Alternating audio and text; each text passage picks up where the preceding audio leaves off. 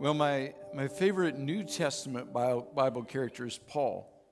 Paul overcame his past, became an amazing missionary church planner who wrote most of the New Testament. My favorite Old Testament character is David. I've listened to messages and series and read countless books and studies about him, so there's no way all my thoughts are original. If you'd like to study David more, I put a list of some of my favorite resources at the bottom of your outline. I'm fascinated by David's successes and failures and heartaches in his words. Most people remember David as the guy who killed Goliath, but David was not a superhero. He was an ordinary guy who faced a lot of the same stresses and challenges that you face. And in this series, we're going to learn from how David faced those stressful situations and all the emotions. We pick it up today in 1 Samuel 21.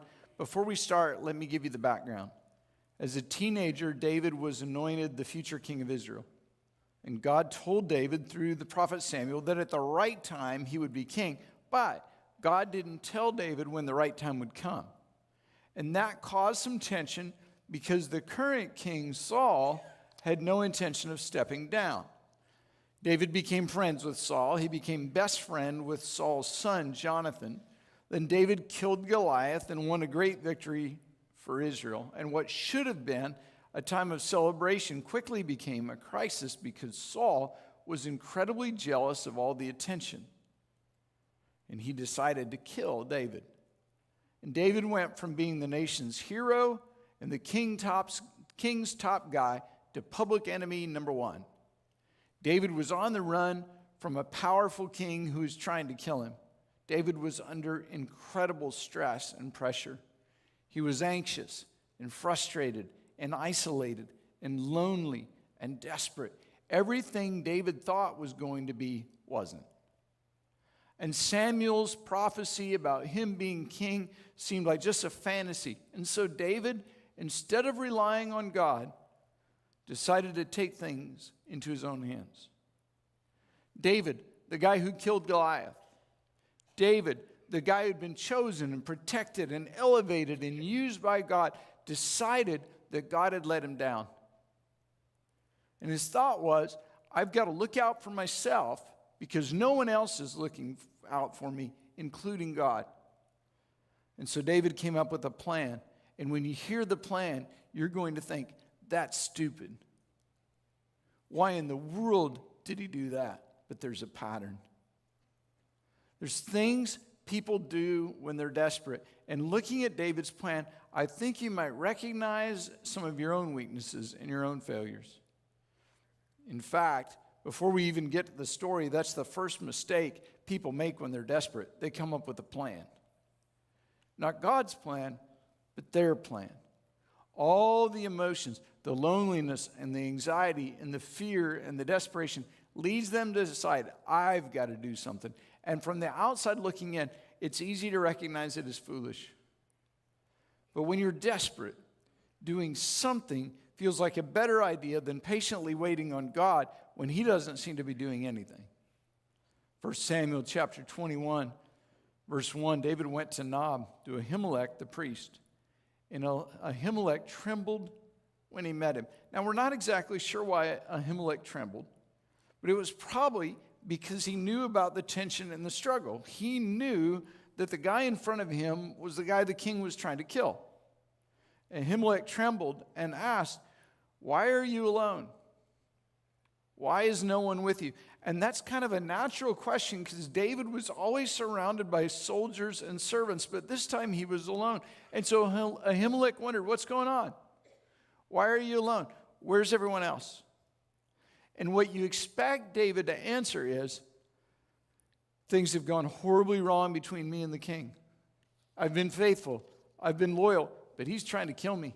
I'm on the run. I need help. Can you help me? Will you help me? That's what you expect, but that's not what happened.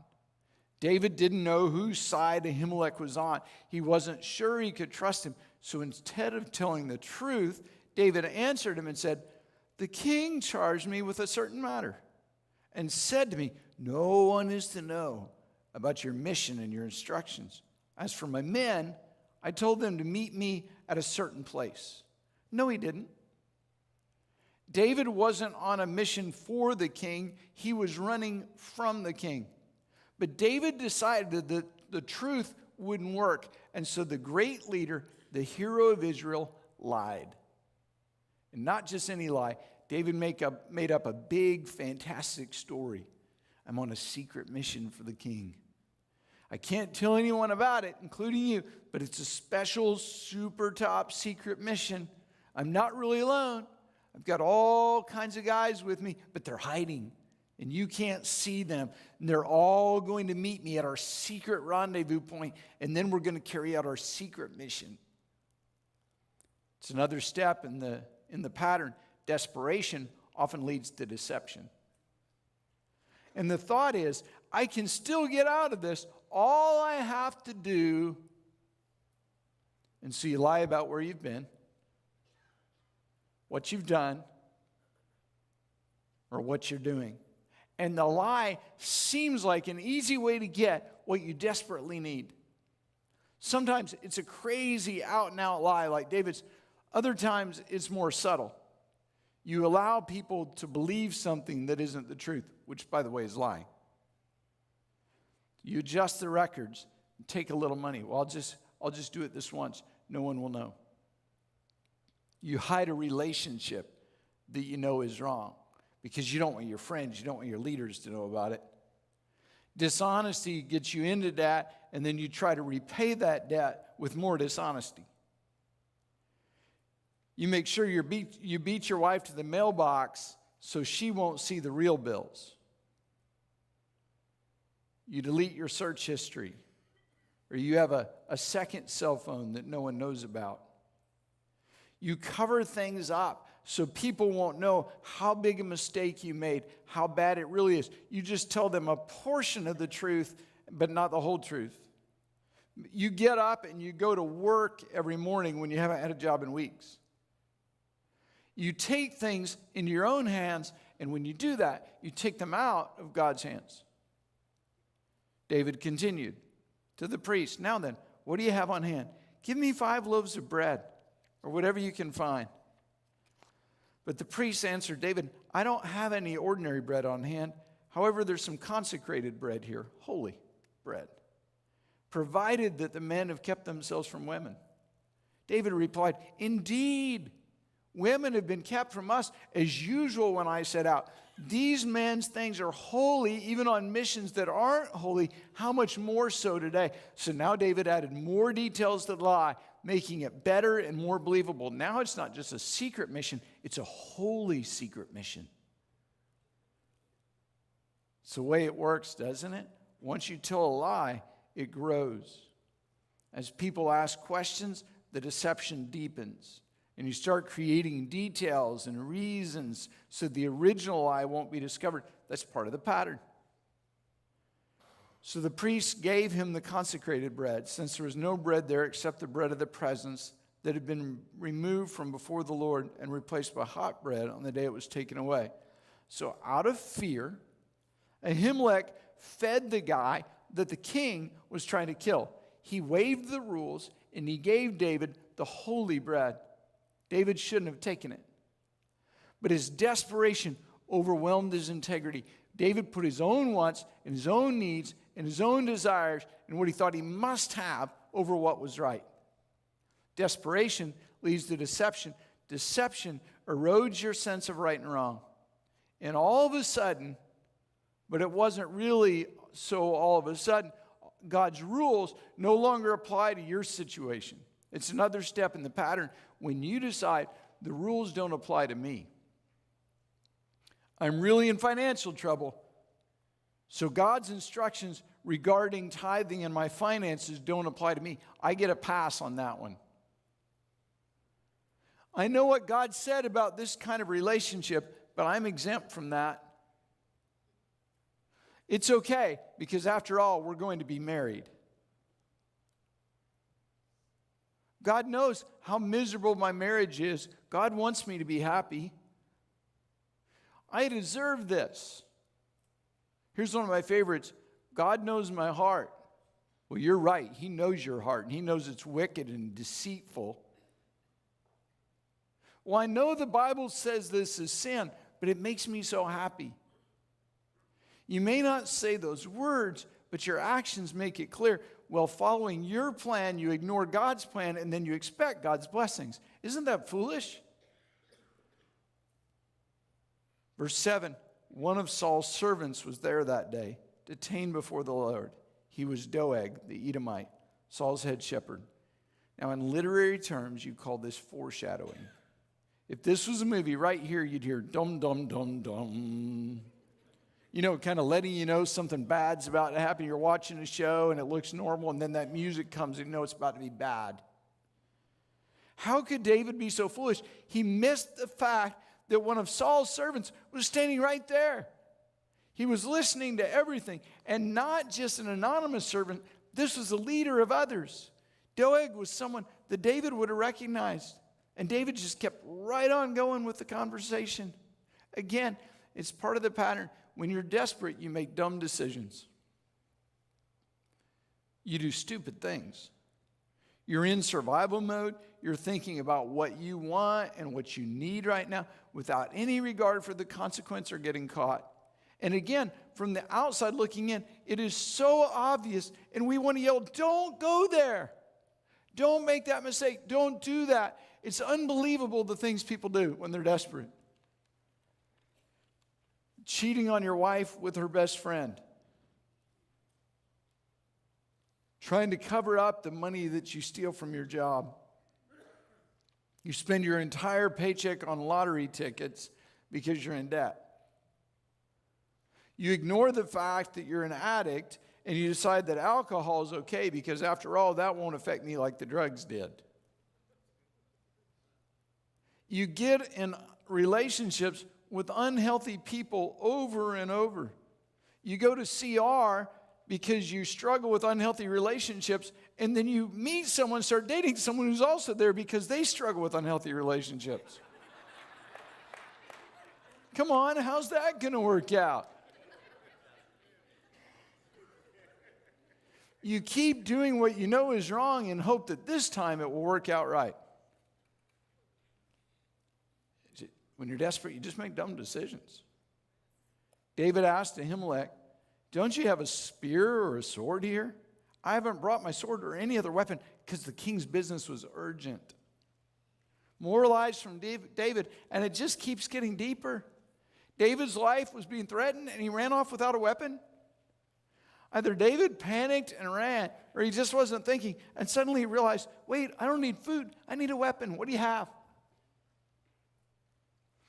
It's another step in the pattern. You find yourself in a situation you never expected and you didn't prepare for. And in desperation, suddenly you realize that your plan wasn't a plan at all. And you look around and you think, how did I get here? How did this happen to me? David said, can I have a weapon? You got a spear? You got a sword? What do you have? And Ahimelech should have been suspicious at this point. Now, wait a minute. You're leading a secret mission for the king, and you didn't remember a weapon? How about those guys? Don't they have one? What in the world? David, you've come to the wrong place. We're priests. We don't have any weapons. And then he remembered one weapon. The priest replied, the sword of Goliath the Philistine, whom you killed in the valley of Elah, is here. It's wrapped in a cloth behind the ephod. If you want it, take it. There is no sword here but that one. What a coincidence. The sword of Goliath, whom David killed when he was following God's plan and filled with God's power, was right there. And David completely missed the significance of the moment. And he said, there's none like it. Give it to me. And in the middle of the desperate, out of control, crazy plan, God gave David a chance to interrupt the pattern. The sword of Goliath was a powerful reminder of God's power that was greater than an overwhelming enemy. It was a reminder that when David was just a teenager, that God used him to defeat the enemy who carried that sword. It was a reminder that even when you think you're alone, even when no one stands with you, I'm with you. Remember when Goliath held that sword and threatened David? David, full of the Holy Spirit and power, looked at him and said, "You come against me with sword and spear and javelin, but I come against you in the name of the Lord Almighty, the God of the armies of Israel, whom you have defiled. And all who are gathered here will know," look at this next line, "it's not by sword or spear that the Lord saves. For the battle is the Lord's." And those powerful words were apparently forgotten. And so David picked up the same sword that couldn't save Goliath and decided it would help him. David took the sword that was defenseless against the power of God and thought, now I have a chance. Now I have a weapon. God gave David a chance to walk away from his plan and get back on God's plan. And David completely missed it. It's another part of the pattern. You forget what God has done in the past and you ignore God's voice. God says to you, remember when I delivered you from that horrible financial situation? I'm the same God. I'm still here. Remember when I set you free from addiction? I'm still here. I can set you free again. Remember when I helped you escape that relationship? Do you remember your life before me? You had no peace. You had no joy. Do you remember that? Wise up. This is your chance. Turn around. Change course. I'm the same God I was then, and I'm still with you. Nothing's changed. But David missed it. And he picked up Goliath's sword. And that day, David fled from Saul and went to Achish, king of Gath. Gath is where Goliath was from. The people there, the Philistines, were David and Israel's top enemies. David went to the exact wrong people in the exact wrong place. David could have gone home to his father and to his brothers. We know he would have been safe there. We know he could have done that because a few chapters later, that's what he did. But not this time. David was traveling down his out-of-control, crazy, desperate path, and so he carried Goliath's sword. Remember, he killed Goliath, the champion of the Philistines. Now he carried that sword into Goliath's hometown. David decided to go to the people who didn't believe in the God he was ignoring. It's part of the pattern. When you're desperate, you go to the wrong people. Wow, that happens, doesn't it? How many times have you seen desperate people go to the exact wrong people instead of who they should go to? And they go to the people who, instead of helping them get back on track, lead them further into trouble. Addicts go to other addicts. Alcoholics go back to the bar. People who are struggling in their marriage turn to their friends who've been divorced multiple times. People who are in trouble financially go into business with other people who are in trouble financially. And when two people are both disobeying God with their money, work together, how's that going to work out? You run to people who don't know God, who don't love God, and don't have your best interests at heart. And you end up in relationships and partnerships that are the exact wrong thing because you're desperate and you just got to do something. David ran to the enemy, the Philistines. And when he got there, the servants of Achish said to him, wait a second. Isn't that David, the king of the land? Isn't he the one they sing about in their dances, that Saul is slaying his thousands and David his tens of thousands? With David standing right there, they say to the king, hey, wait a second. Isn't that the guy that's our number one enemy? Isn't that the guy who defeated our champion Goliath? And he's here? David took these words to heart and was very much afraid of Achish, king of Gath. He killed Goliath, but now he's afraid of the king. When he faced Goliath, God was on his side. But now when he's facing the king, David's on his own. So his plan continues. He pretended to be insane in their presence. I mean, this is really in the Bible. This is like a movie. And while he was in their hands, he acted like a madman. making marks on the doors of the gate. So he's scratching the doors of the gate and letting saliva run down his beard. Look at this. David lost all trust in God. He is spinning out of control. This great warrior, this great leader, he acted like he lost his mind. Maybe because he had lost his mind. And I really wanted to make this point, and then I decided I couldn't put it in your outline. But the end result of following your own desperate plan is insanity. I mean, that would make sense, but I'm not really sure that's the point here. Instead, this lets you know just how far David had fallen. It is a sad, sad truth. Your plan will take you somewhere you never planned to go and that you don't want to stay. That's what sin does. It costs you more than you want to pay and keeps you longer than you want to stay.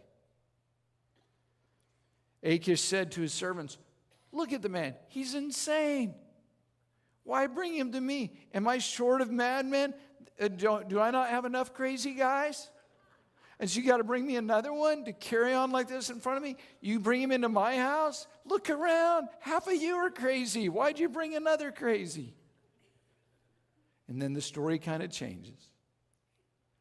And we leave David there with the Philistines, and we join Saul.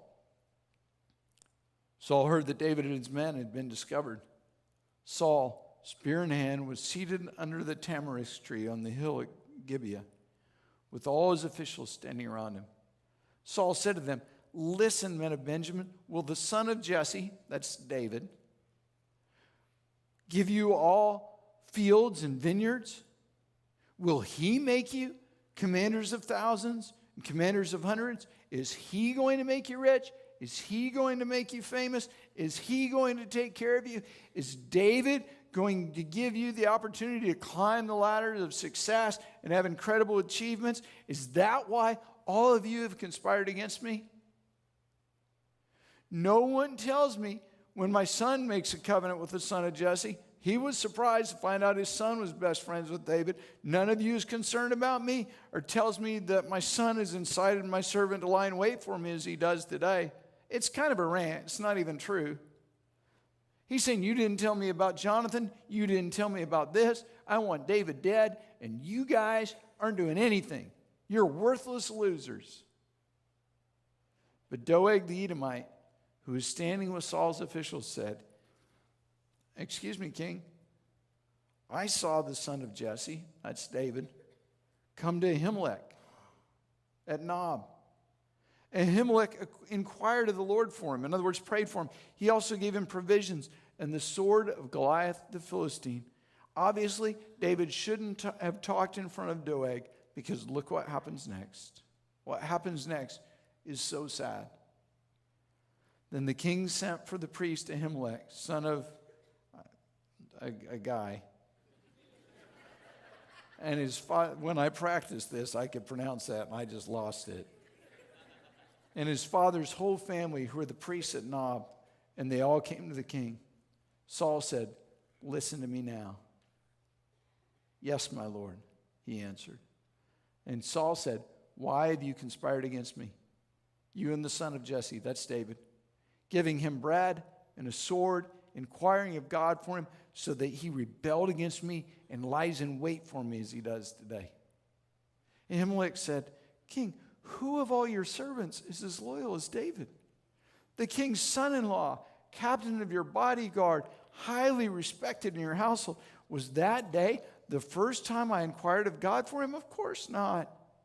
Let not the king accuse your servant or any of his father's family, for your servant knows nothing at all about this whole affair." See, now this is all rather confusing, but what was happening is Ahimelech was playing both sides. So when he was with David, he acted like he was with David, on David's side. Now that Saul's in front of him, he acts like he's on Saul's side. He said, I don't know what you're talking about. I thought he was your guy, king. You're mad at me? And I don't even know what you're talking about the prayer and the food and the sword. I don't know about any of that.